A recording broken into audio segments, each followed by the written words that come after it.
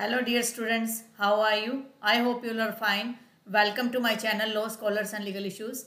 I am Advocate Vanita. I am presenting here again another important topic that is relating to Indian Contract Act. In the last previous class of Indian Contract Act, I have already discussed about the concept of fraud. Fraud के बारे में मैंने आपको अच्छे समझा दिया है. आज की क्लास में हम डिस्कस करेंगे मिसरिप्रेजेंटेशन. मिसरिप्रेजेंटेशन क्या होता है, क्या ये फ्रॉड से अलग होता है? देखिए, नॉर्मल सेंस में अगर समझें तो मिसरिप्रेजेंटेशन का मतलब ये होता है कि हम किसी को कोई स्टेटमेंट बता रहे हैं, ठीक है, लेकिन हमें ये नहीं पता कि जो स्टेटमेंट हम बता रहे हैं वो गलत है या नहीं है. हमने बता दिया कि ये स्टेटमेंट एक दे रहे हैं, हम किसी को कह रहे हैं कि ये पर्टिकुलर व्यक्ति जो है ये आपके घर में अच्छे से काम करेगा, लेकिन आपको ये नहीं पता कि उसने पीछे का बैकग्राउंड क्या है. आप उसको प्रेजेंट कर रहे हो, बाद में पता चलता है कि वो तो एक क्रिमिनल टाइप का व्यक्ति है, तो आप अपने आप को वहाँ पर क्या मानोगे कि मिसरिप्रेजेंटेटेड मानोगे. लेकिन फ्रॉड में क्या होता है कि एक व्यक्ति को पता है, अच्छा भला पता है कि आदमी बेकार है या ये फैक्ट जो बता रहा है वो गलत है, लेकिन फिर भी वो स्टेटमेंट दे रहा है, तो वो क्या फ्रॉड माना जाएगा. मिसरिप्रेजेंटेशन मीन्स एंड इंक्लूड्स, इसका मतलब क्या होता है, इसमें क्या क्या चीज़ें शामिल हैं. The positive assertion, positive assertion होगा which is not warranted by the information of the person making it. जिस व्यक्ति ने वो इन्फॉर्मेशन दी उसने उसके बारे में कोई तसल्ली नहीं की, पूछताछ नहीं की. और which of that which is not true, जो सही नहीं है, हालांकि जो व्यक्ति स्टेटमेंट दे रहा है उसको लगता है कि वो स्टेटमेंट सही है.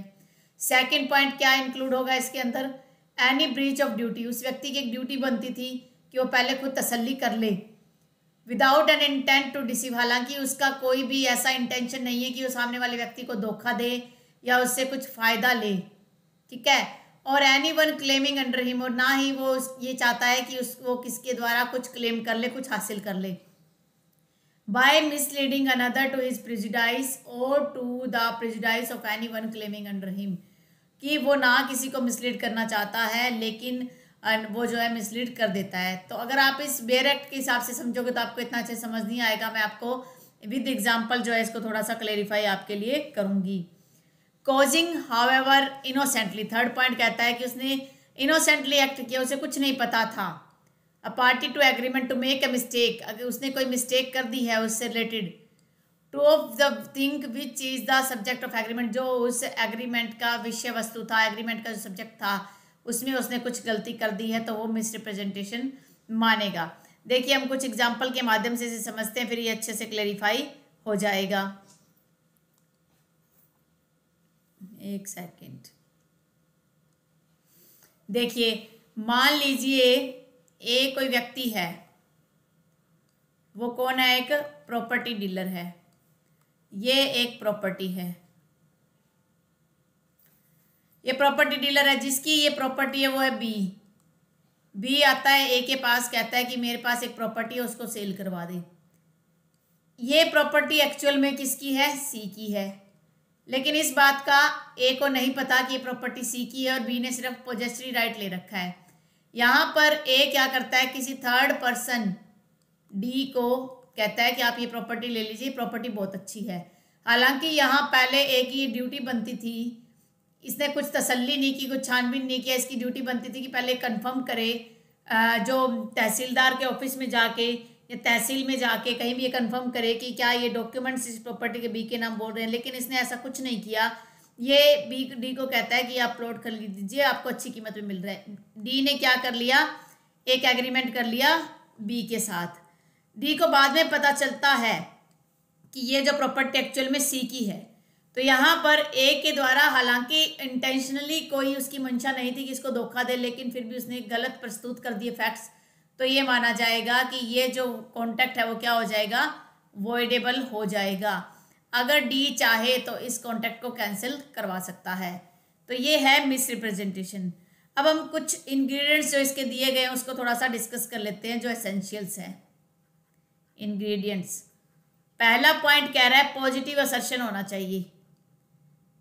पॉजिटिव असर्शन,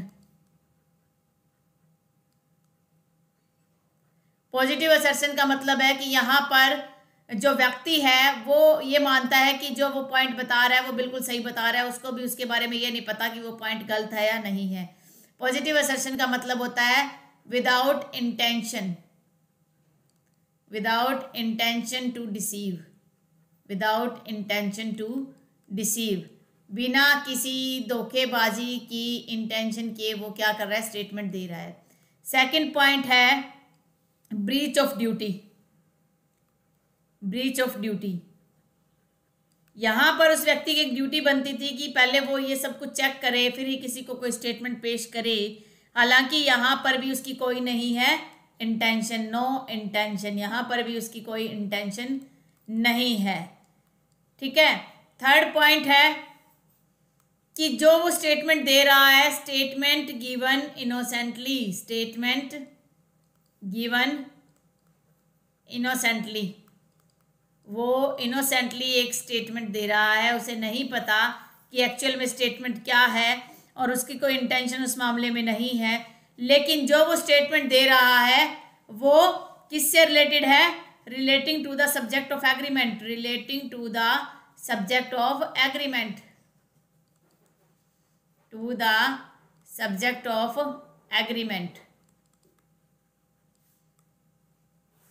जो एग्रीमेंट बना है, जो बाद में कॉन्ट्रैक्ट बनेगा, तो उसके जो विषय वस्तु है, जैसे इस मकान, ये इस कॉन्ट्रैक्ट में ये मकान जो है ये सब्जेक्ट मैटर है। अगर ए कहता है कि इसके पड़ोसी काफ़ी अच्छे हैं, इधर वाले पड़ोसी भी अच्छे हैं, इधर वाले पड़ोसी भी अच्छे हैं, बाद में पता चलता है वो अच्छे नहीं है, तो वो क्या मिस रिप्रेजेंटेशन नहीं माना जाएगा।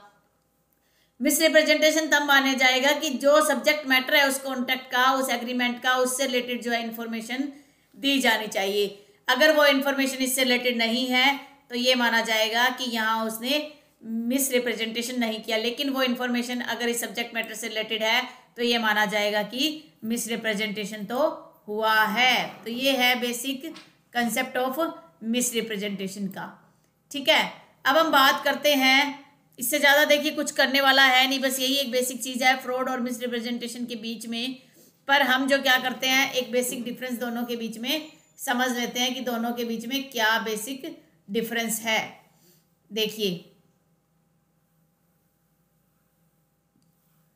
फ्रॉड, एक हम फ्रॉड की बात कर रहे हैं मिस रिप्रेजेंटेशन की।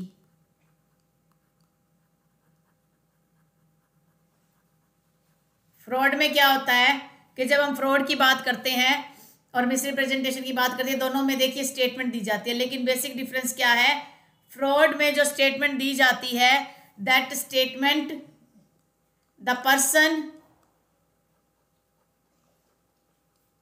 who gave the statement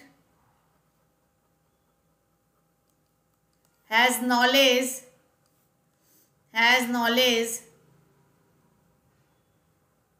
that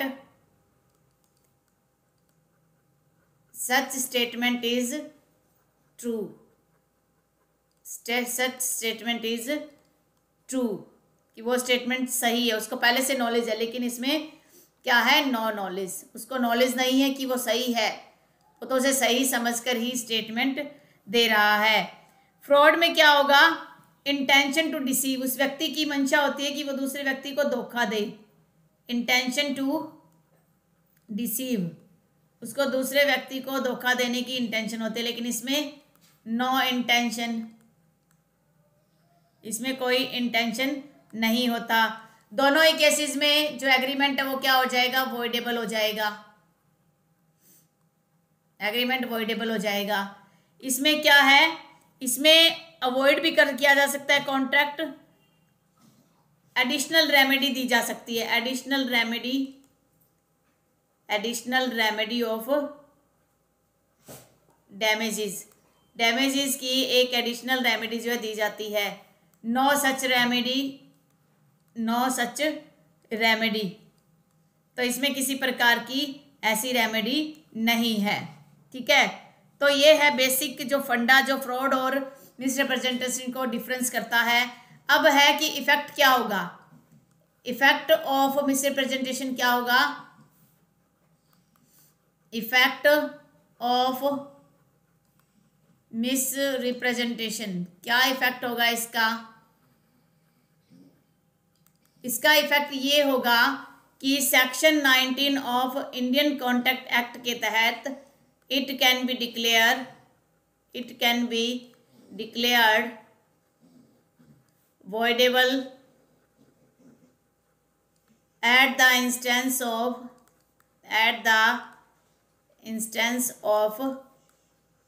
the party